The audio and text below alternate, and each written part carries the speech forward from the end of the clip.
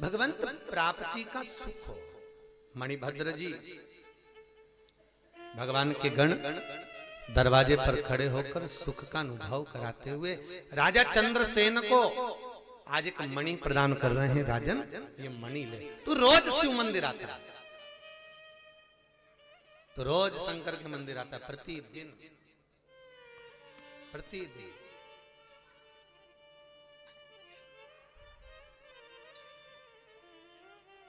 आजकल मंदिरों में भी बहुत बड़ी एक विचित्रता हो गई, आपने देखा होगा, कभी दर्शन करे होंगे।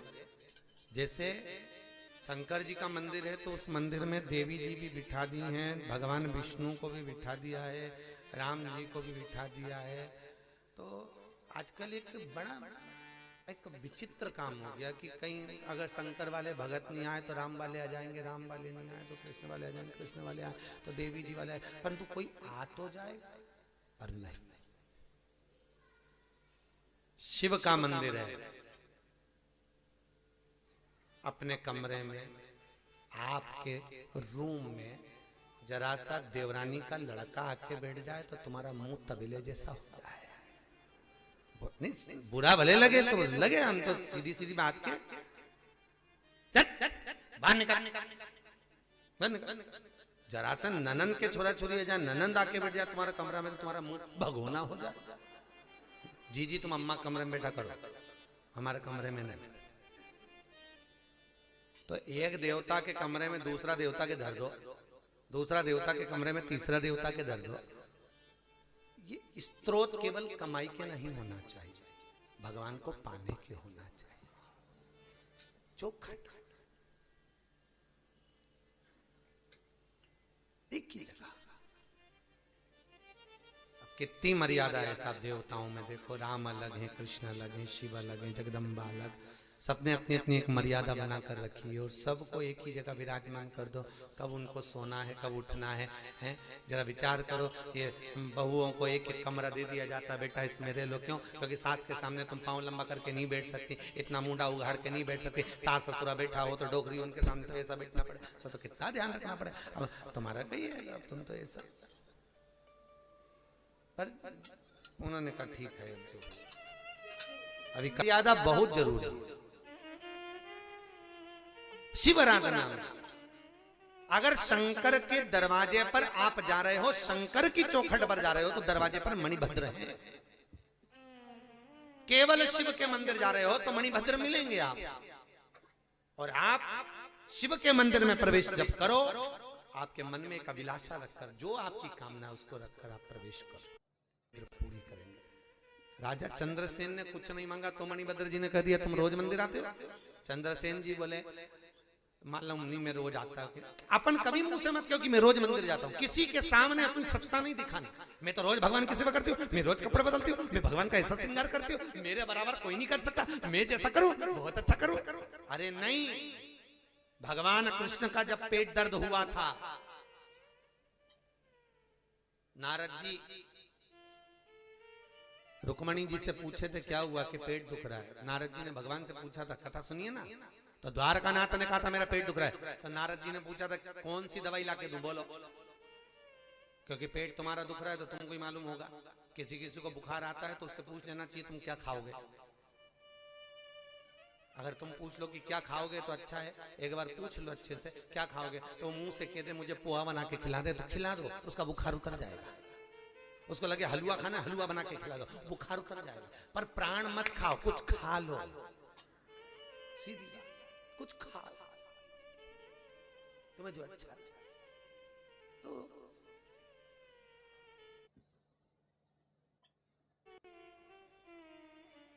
नारद जी ने पूछा तुम्हारा पेट दुख रहा है, क्या हो गया? तो पेट दर्द हो रहा है, कुछ खाने के लिए दवाई कि जो मुझे बहुत प्रेम करता उसके चरण की रज ला दो। रुक्मणी जी से कहा बेटो जल्दी जड़ाओ, दे। रुक्मणी बोले हम काय को दे, सतभामा निधि, जामवंती, मित्रवृंदा, लक्ष्मणा कोई नहीं दी। भगवान गए सीधे वृंदावन राधा जी के पास। राधा जी को मालूम पड़ा, राधा जी ने कहा ले जा। राधा जी के सामने नारद जी ने अपना पिछोड़ा बिछा दिया कमर का, उस पर पांव झड़ा दिया, राधा जी ने ले जा।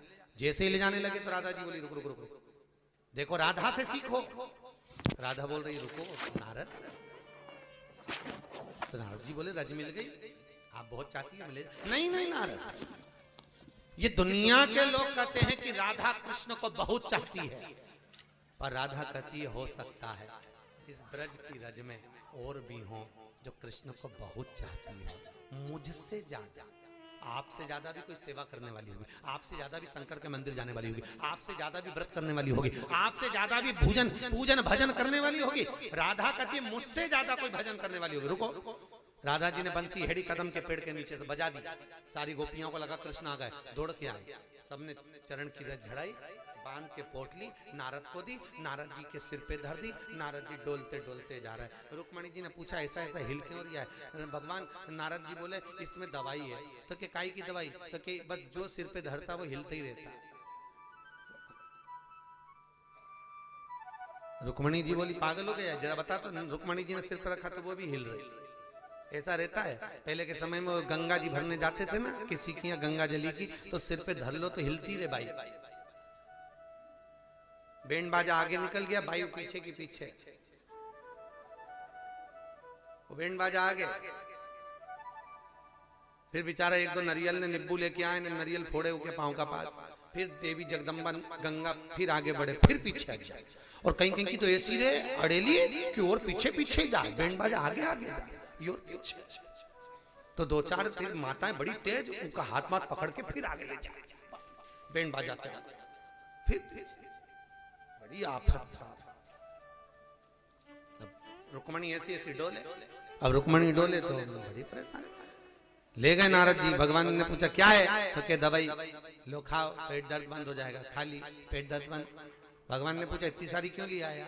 क्या पूरा पत्ता खरीद के लिया, अलमारी में धर लो, जब दुखे खा लो।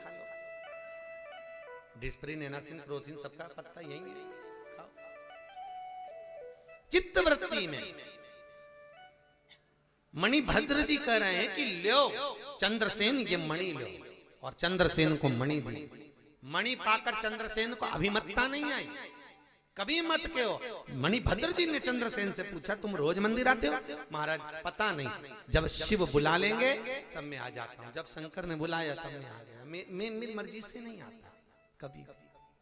अभी आपको कथा के शुरू में कहा था, आप कभी भी शिव की कथा में, शंकर की चौखट पर, शंकर के मंदिर में, शिव के धाम में, 12 ज्योतिर्लिंग में आप अपनी मर्जी से नहीं जा सकते जब तक शंकर ना बुलाए। वो बुलाए तब जाओ, वो बुला जैसे बुलाए महाराज। अब जैसे ही मणिभद्र जी ने चंद्रसेन राजा को मणि प्रदान करी महाराज, वो मणि जब मिल गई, मणि को पाते ही चंद्रसेन सुख उस मणि को गले में पहनकर सिंहासन पर बैठ गए। जैसे सिंहासन पर बैठे, जितने राजा बैठे थे देखकर थकित रह गए, इतनी सुंदर मणि, सूर्य की तरह तेजवान है ये, सूर्य की तरह तेजवान। सारे राजाओं ने विचार कर लिया ये मणि हमारे पास आना चाहिए, आक्रमण करेंगे। राजा चंद्रसेन को हरा दिया।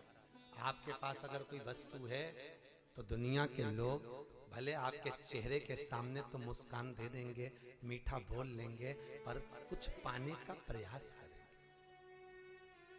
मीठा। और शिव कथा कहती है बहुत जिंदगी में याद रखना। शिव महापुराण का एक प्रसंग अपने जीवन में उतारिएगा।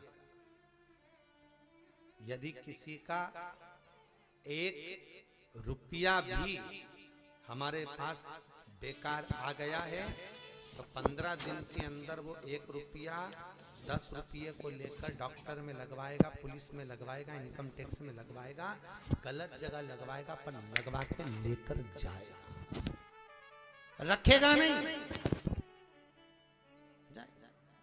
वो कथा सुनिए, एक गांव के व्यक्ति ने विवाह करा, पत्नी घर में आई, एक बच्चे का जन्म हुआ, पत्नी मर गई, उसने दूसरी शादी कर ली, पत्नी घर में आई, बच्चे को जन्म दिया, पत्नी मर गई। उसने कहा अब विवाह नहीं करूंगा, जब किस्मत में पत्नी का सुख नहीं है तो विवाह नहीं करूंगा। घर में 2 बेटे हो गए, बाप ने उन्हीं को पाल पोस के बड़ा करा, बच्चा बड़ा हो गया, बड़े बेटे का ब्याह कर दिया, बहू आ गई, 3 महीने बाद ससुर मर गए। अब केवल 3 घर में हैं, बड़ी बहू, बड़ा बेटा और देवर। एक दिन देवर बीमार पड़ गया, बड़े भाई ने उसका इलाज करवाया पर वो ठीक नहीं हुआ, कोई बीमारी बड़ी लग गई। खूब पैसा खर्च करा, खूब करा, तो इतने में पत्नी अपने पति से बोली, काहे को इतना खर्चा कर रहे हो, एक काम करो डॉक्टर से मिल जाओ, सोतेला ही तो है, सोतेला तो है, डॉक्टर से मिलो और एक दवाई ऐसी बनवाओ स्लो पॉइजन, जो थोड़ा थोड़ा देते रहे मर जाए, लोगों को लगेगा बीमारी में मर गया, मर गया, मर गया, सारी जायदाद अपनी, काहे को फालतू के काम करते हो। पति ने पत्नी का कहना माना, डॉक्टर के कहने पर दवाई देना चालू करी, 22 दिन में वो मर गया, मर गया। दोनों सुख से रहने लगे, 2-3 साल हो गए, 3 साल के बाद उनके घर में बच्चा हो गया, बेटा आ गया, बेटा पाल पोस के बड़ा करा, उसकी उम्र बढ़ी, ब्याह कर दिया, घर में पत्नी आ गई, पत्नी आई, बेटा बीमार पड़ गया, बीमार पड़ा, डॉक्टर को बुलाया, सारे इलाज करवाए, 1.5 साल तक खूब इलाज करवाया, खूब पैसा लगा, अपार धन लगा दिया, यहां तक जमीन का आधा हिस्सा बेच दिया और उसकी बीमारी में लगा दिया।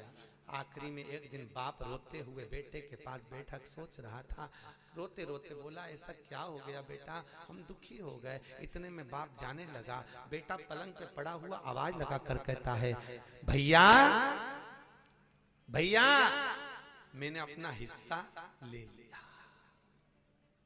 इतने में बाप बोला, मित्र भाई नहीं मित्र पिता हूं। वो कहता, कौन पिता? भैया जब मेरा जन्म हुआ था, मेरी जायदाद खाने के चक्कर में तुमने मेरे प्राण ले लिए, तो तुमने सोचा हल्के हो गए, सुख की जिंदगी जी लोगे, मैं वही देवर छोटा भाई तुम्हारा बेटा बनकर आया हूं और अपनी जमीन का हिस्सा अपने ऊपर पूरा खर्च करवा कर जा रहा हूं, अपने ऊपर खर्च करवा। तो हमारे को दुख दे तो तेरी पत्नी को क्यों दुख दे रहा है? तो कहते ये पत्नी नहीं है, ये वही डॉक्टर है जिसने मुझे स्लो पॉइजन दिया था, मेरे मरने के बाद ये मेरे साथ सती होएगी जीते जी, इसने मुझे जीते जी मारा था, ये भी जीते जी मरेगी। कर्म का दंड भोगना पड़ता है साहब, जरा से धन के लोभ में लालच में व्यक्ति पाप कर्म तो कर लेता है, पर भोगने के लिए तैयार हो जाओ।